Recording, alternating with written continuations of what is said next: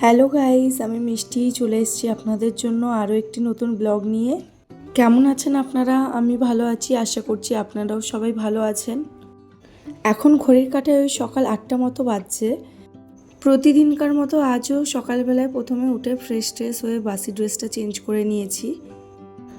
আর এরপরেই বাসি ঘরটাও পুরো ঝেড়ে পুছে সব পরিষ্কার করে নেব। বিছানার চাদরটা যেহেতু নোংরা হয়ে গেছিলো, তাই আর সবার প্রথমে বিছানার চাদরটাই চেঞ্জ করে নিচ্ছি। আজ আমার গলার ভয়েসটা হয়তো আপনাদের একটু অন্যরকম মনে হতেই পারে, কারণ আমার শরীরটা খুব একটা ভালো নেই, আমার গলাটাও বসে গিয়েছে, যে কারণে ভয়েসটা একটু ভারী টাইপের হয়ে গেছে।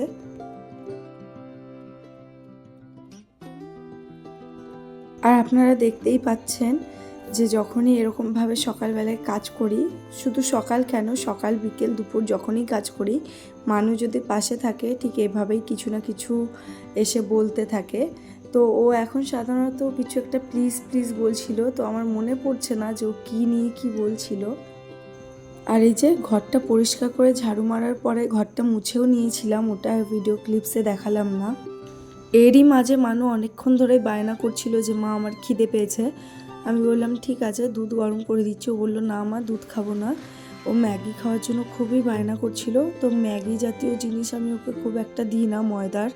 তো যাই হোক, আজ অনেকটা বায়না করায় ওকে দিয়েছি। ও ম্যাগিটা খেতে খুবই পছন্দ করে। আজ প্রায় 2 মাসেরও বেশি হয়ে গেছে যে ওকে ম্যাগি দিইনি আমি।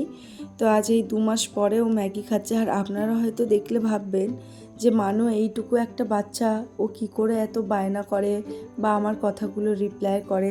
ওর যতটা এজ তার থেকেও বেশি অনেকটা ওর ব্রেন ডেভেলপমেন্ট হয়ে গেছে আর কি। তো যাই হোক, ও আমাদের কথা খুব ভালোভাবে বুঝতে পারে। আর মানুকে খাওয়ানোর পর এদিকে আমি রান্নাঘরে চলে এসেছিলাম কিছু সবজি কেটে নিতে। আজ আমার হাজব্যান্ড সকালের নাস্তায় আমাকে বললো যে তুমি আজ চিড়ের পোহাটা বানাও, অনেক দিন তোমার হাতের চিড়ের পোহা খাইনি। আমি তো ভেবেছিলাম যে অন্য একটা কিছু বানাবো। তো যাই হোক, ও যখন এত করে বলল, তো আমিও ভাবলাম যে ঠিক আছে, চিড়ের পোহাটাই বানাই। চিড়ের পোহা বানানোর জন্য প্রথমেই একটু কড়াতে তেল দিয়ে কিছুটা বাদাম ভেজে তুলে নিচ্ছি। তারপরেই কড়ার মধ্যে একটু ওই কারি পাতা দিয়েছিলাম। ওটা যেহেতু আমার কাছে শুকনো ছিল, আমি শুকনোই দিয়েছি, আপনারা চাইলে ফ্রেশও দিতে পারেন। এরপরেই একে একে একটুখানি ওই কালো সর্ষে, একটু জিরে আর কাঁচা লঙ্কা, তারপর ওই যে সবজিগুলো কেটে রেখেছিলাম যেমন আলু, গাজর, পেঁয়াজ, টমেটো, সব কিছু ভালো করে ভেজে নিয়েছিলাম নুন হলুদ দিয়ে। তারপর ওটা যখন ভাজা ভাজা হয়ে যায় তখন একটা ম্যাগি মশলাও দিয়ে দিয়েছিলাম। এটা দিলে টেস্টটা বেশ অনেকটাই বেটার লাগে খেতে।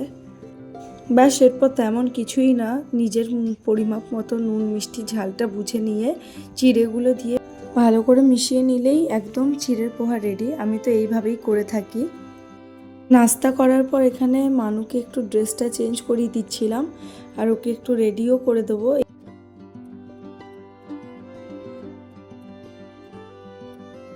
মানুকে রেডি করে এরপর স্কুলে পাঠিয়ে দিয়েছিলাম। তারপরে অনেকটা সময় ফোনটা স্ক্রোল করছিলাম, রিলসগুলো। তারপরে ভাবলাম যে না, বেশি দেরি করে লাভ নেই, দুপুরের রান্নাটা চাপিয়ে দিই। তো একদিকে ভাতটা বসিয়ে দিয়েছি। ভাতটা বসিয়ে দিয়ে এখানে কিছুটা ওই লাল নোটের শাকও কেটে নিচ্ছিলাম। জানেন তো, এখানে ওই চৈত্র নবমী, নবরাত্রি টাইপের কিছু একটা রিচুয়ালস এখানে আছে, যেটা চলছে। আমি তো বাঙালিদের মধ্যে খুব একটা এই রিচুয়ালটা দেখিনি। আমরা যেহেতু বছরে বেশিরভাগ সময়টাই এই ছত্তিশগড়েই কাটাই অবাঙালিদের সাথে, তো এখানকারই রীতিনীতিতেই বেশিরভাগ লাইফস্টাইলটা চলে আর কি। তো যেহেতু নবরাত্রিটা চলছে, তো আমরা এখন পুরোটাই ভেজ খাচ্ছি, পেঁয়াজ রসুনটা খাচ্ছি, শুধু মাছ মাংস ডিম আমি সেগুলোই খাচ্ছি না। তো আজকে ওই জন্যই রান্না করেছিলাম লাল নোটে শাক ভাজা, মূলো দিয়ে ডাল, আর ওই বড়ি দিয়ে একদম নিরামিষ পদ্ধতিতে বড়ি দিয়ে লাউ দিয়ে একটা ওই ঘন্ট মতো। আর আজ তো সবে 3 দিন মতো হলো, এখনও 7 দিন পুরোটাই এরকমভাবেই চলবে। তারপরে হয়তো মাঝে 1-2 দিন গ্যাপ পেলে হয়তো বাড়িতে আমিষ কিছু রান্না হতে পারে। তারপরেই তো আমাদের রামনবমী শুরু হয়ে যাবে, তখনও একটা কনসেপ্ট থাকে যে ভেজ খাওয়ার। জানেন তো, আমি ছত্তিশগড়ের চাপায় থাকি। এখানে না মানে কি বলবো আপনাদের, 90% লোক হয়তো ভেজিটেরিয়ান। আপনি বিশ্বাস করবেন না বা আপনারা বিশ্বাস করবেন না, এখানে যখন রাস্তাঘাটে চলি, এই যে আমাদের যে গার্ডেনটায় যাই, আমরা সাধারণত ওয়েস্ট বেঙ্গলে যখন থাকি তখন দেখতে পাই কত রকমের চিকেন দেওয়া, ফিশ, কত রকমের কত আমিষ আইটেম, কিন্তু এখানকার যে স্টলগুলো থাকে সেখানেও কিন্তু প্রপার ভেজ খাবার পাওয়া যায়। আর এই তো এত কথার মাঝে খাওয়া দাওয়াটাও হয়ে গিয়েছিল দুপুরে, আর তারপরে কোনো রকম ভিডিও ক্লিপস আর আমি নিইনি বা নিতে পারিনি। তারপরে মানুকে একটা খাওয়ানোর ব্যাপার থাকে, ঘুম পাড়ানোর ব্যাপার থাকে, তো নিজেরাও ঘুমোই একটুখানি। তো সেই সব কারণের জন্যই দুপুরের পর আর তেমনভাবে কোনো ভিডিও ক্লিপস আমি নিতে পারি না।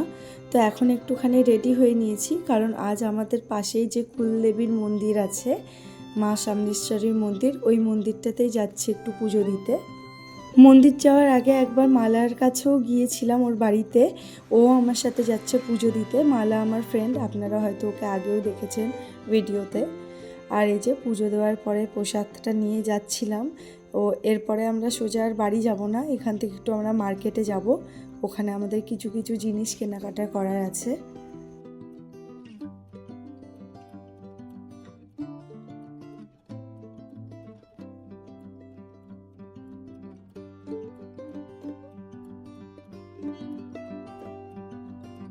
আর এই যে মার্কেটের মধ্যে একটা কসমেটিক্সের দোকানে আমরা এসেছিলাম, এখান থেকে আমাদের কিছু কিছু স্কিন কেয়ারের জিনিস নেওয়ার ছিল। তো মালা যেটা খুঁজছিল সেটা তো আর পেলো না, কিন্তু আমার বেশ অনেক কটাই জিনিস নেওয়া হয়ে গেছে। তো যাই হোক, এগুলো নিয়েই এখন বাড়ির দিকে রওনা দেব। মালার বাড়িটা মার্কেট থেকে কাছেই, খুব একটা দূরে নয়, বরঞ্চ আমি একটু মার্কেট থেকে দূরে থাকি। তো এই যে এবার বাড়িতেও চলে এসেছি। আর আজ কিন্তু আমার সাথে মানু যায়নি, আপনারা হয়তো ভিডিওর মাঝে লক্ষ্য করেছেন। আসলে ওকে নিয়ে যেতাম, কিন্তু ওর পড়া ছিল, টিউশন ছিল, সে কারণে ওকে আর নিইনি। কিন্তু ওর জন্য একটা গিফট এনেছিলাম, তাই জন্যই দেখুন ওখানে চোখটা বন্ধ করে আমাকে বলছে, দেখি মাম্মি কী এনেছো। আর দেখতে পাচ্ছেন ও গিফটটা পেয়ে কতটা খুশি হয়েছে। আসলে জানেন তো, যখনই ও আমার সাথে বেরোয় বা আমি যদি ওকে নাও নিয়ে যাই, ও আমার সাথে গেলে আমি তো অবশ্যই ওকে কিছু না কিছু একটা গিফট করার চেষ্টা করি।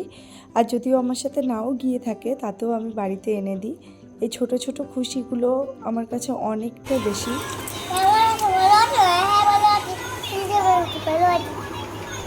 তো আজকের মতো এ পর্যন্তই, দেখা হবে পরবর্তীতে আরও একটি নতুন ব্লগে।